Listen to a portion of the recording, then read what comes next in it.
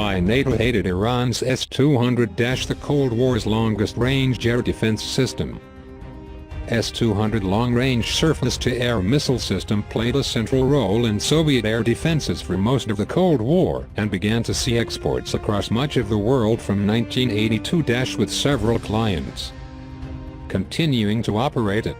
Its primary operators today include North Korea, Syria, Iran, Poland and Bulgaria, which all purchased the missile systems in the 1980s and 90s, and Uzbekistan, Kazakhstan,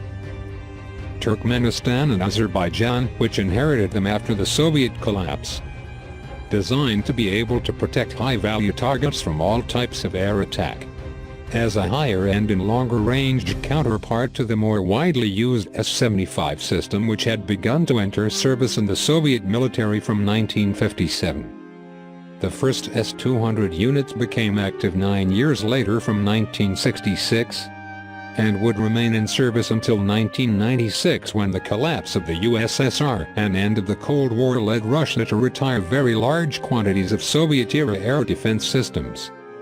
Soviet service 18 S-200 sites and over 342 launchers were deployed very quickly by the end of 1966, and by 1969 60 sites were operational, with deployments peaking at 130 sites and 2,030 launchers in the 1980s. Missiles used radio elimination with mid-course correction throughout most of its flight, before using semi-active radar homing in its terminal phase, and detonating either a 217 kg high explosive fragmentation warhead or a 25 kiloton tactical nuclear warhead, the latter which could only be triggered by command signal. The discrepancy in performance between S-200 seconds produced in the 1980s and the original 1960s variants was very significant,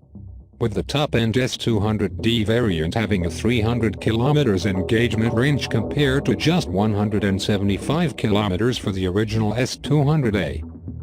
Later variants had a higher flight ceiling of up to 40 km, were more versatile with a superior anti-ballistic missile capability, and had a much higher probability of hitting their targets.